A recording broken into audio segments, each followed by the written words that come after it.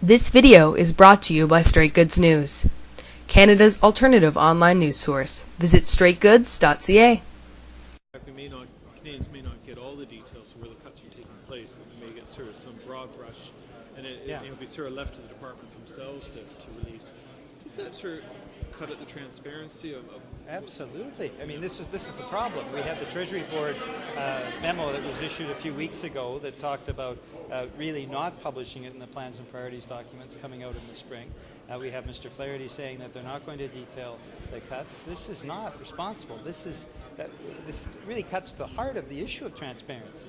Canadians have a right to know if this government is making cuts, where those cuts are, where the job losses are, and what the economic slowdown will mean. And if the government is trying to cover up in the budget and also in the plans and priorities documents coming out after the budget, that is completely inappropriate. It flies in the face of the Conservatives' promises to be more transparent. And do you think it's a deliberate tactic to try and sort of mask perhaps the true impact of what might be in this budget? I think so, yeah.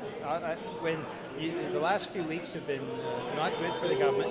We're talking about the OAS, we're talking about the F-35s, we're talking about the internet snooping bill. There's been a whole range of problems with this government and the government's agenda.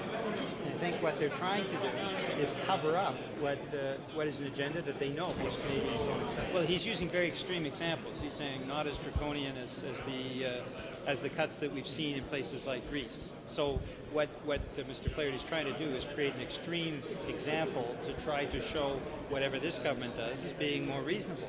The problem is that if we do look at the cuts that the government was talking about a few months ago, they are draconian.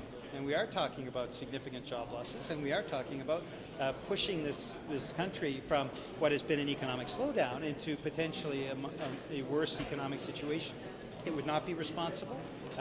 I would hope that the government would draw back from the brink, but at this point, I think we will actually find out for sure on March 29th.